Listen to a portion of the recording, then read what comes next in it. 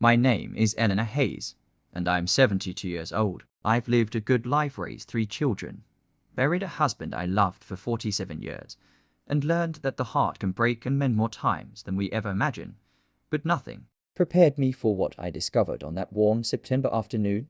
My daughter-in-law, Christine, had always been difficult. When my son Michael married her 15 years ago, I smiled and welcomed her. I ignored the cold shoulders, the missed family dinners, the way she'd pull Michael away whenever we grew too close. Love means acceptance, I told myself. Give her time. Time didn't help that Tuesday. I was driving to my book club when I saw Christine's silver sedan pulled over near Maplewood Lake. I almost drove past, but something made me slow down. The trunk was open. Christine stood at the water's edge, and as I watched, she hurled something into the lake, a large burgundy suitcase. My suitcase. The antique luggage set my late husband Robert had given me on our 25th anniversary. I'd lent it to Michael months ago when Christine said they needed extra storage. My heart pounded as Christine got in her car and sped away. I sat there for 10 minutes, hands trembling on the steering wheel. Then I parked, removed my shoes, and waded into that cold water. The suitcase had caught on some rocks, just 5 feet from shore. I dragged it out, water streaming from its seams. My fingers shook as I worked the latches. Inside, beneath a layer of plastic, were photographs, dozens of them. Pictures of Robert and me, our wedding day, our children as babies, my mother's jewelry pieces I thought I'd lost years ago, letters I'd written to Michael as a boy when he went to summer camp, my grandmother's Bible, with all our family names inscribed inside, and beneath it all, a journal, my journal from the year after Robert died, pages filled with my grief, my loneliness, my struggle to find purpose again. Everything Christine had slowly borrowed, asked to organize, offered to digitize, promised to return. Everything that connected Michael to his father, to his childhood, to me. I sat on the muddy shore and wept. Not from sadness, but from understanding. She hadn't just been cold. She'd been erasing me, piece by piece, trying to cut the roots that bound my son to his past. The next morning, I invited Christine to lunch. Just us. She looked surprised, but agreed. We met at the corner CAF, bright autumn sunlight streaming through the windows. I ordered tea and waited until she'd settled with her salad. I went for a drive yesterday, I began, my voice steady. By Maplewood Lake, her fork paused halfway to her mouth. Her face went pale. I saw you throw something in the water. I pulled it out. Christine set down her fork. For a long moment, she said nothing. Then tears began streaming down her face. I'm so sorry, she whispered. I'm so sorry. I waited. My mother, she said finally, was toxic. Controlling. She made my childhood miserable, ruined my first marriage, tried to control every aspect of my life. When I met Michael, I swore I'd never let another mother-in-law do that.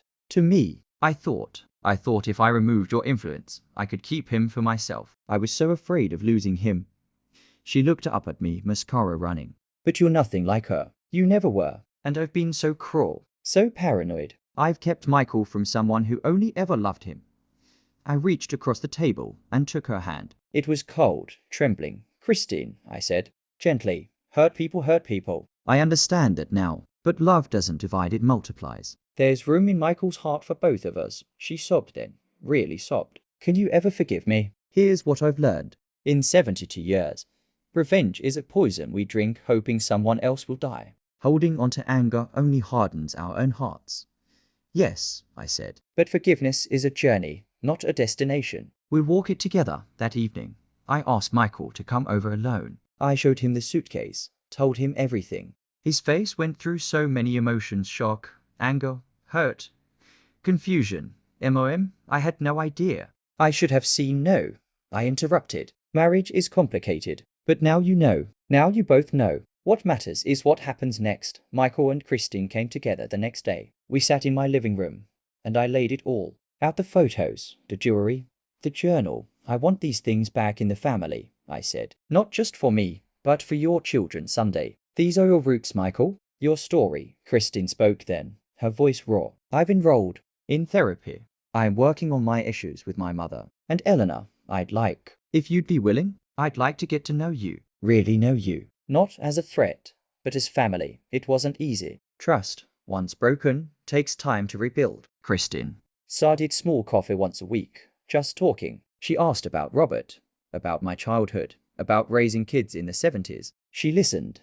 I learned about her pain, her difficult childhood, her fears. I saw not a villain, but a wounded woman who'd been fighting ghosts. Slowly, month by month, something beautiful emerged. Christine started bringing her children to visit every Sunday. She asked for my recipes, my advice on parenting. She even helped me organize all those photos into albums. 1 year later, on my 73rd birthday, Christine gave me a gift. It was a photo album she'd made, titled The Hayes Family Story. Inside were all those rescued photos, carefully restored and arranged, alongside new ones of all of us together, smiling genuine. On the first page, she'd written, "To Eleanor, thank you for teaching me that love doesn't erase the past. It honors it. Thank you for choosing grace over grudges. You've shown me what a mother's love really looks like." I cried reading those words. There's a Buddhist saying Robert used to quote, "Holding on to anger is like drinking poison and expecting the other person to die." That afternoon by the lake, I could have chosen revenge. I could have destroyed Christine's marriage, turned Michael against her, severed her downfall. But what would that have given me? A hollow victory and a broken family. Instead, I chose the harder path. Forgiveness, understanding, love. Now every Sunday, my kitchen fills with laughter. Christine and I cook together. Michael plays with the grandchildren. The photos that almost drown now hang proudly on the walls. Sometimes Christine catches my eye across the room and mouths, "Thank you." I just smile. Because here's what I've learned. People can change when we give them room to grow. Families can heal when we choose grace over judgment. And sometimes the greatest act of love is seeing someone's pain beneath their cruelty. That Suitcase is back in my closet now, cleaned and restored. But I never think of it as what was almost lost. I think of it as what brought us together. Life is long if we're lucky, and it's filled with chances to choose between bitterness and grace, between revenge and redemption, between walls and bridges. I chose bridges, and in return, I gained not just a daughter-in-law, but a daughter of the heart. Some stories end with triumph, some with tragedy.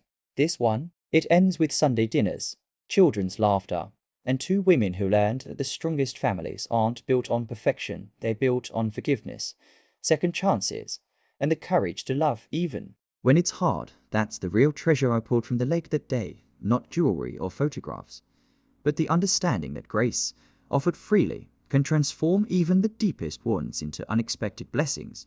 And isn't that the greatest wisdom of all?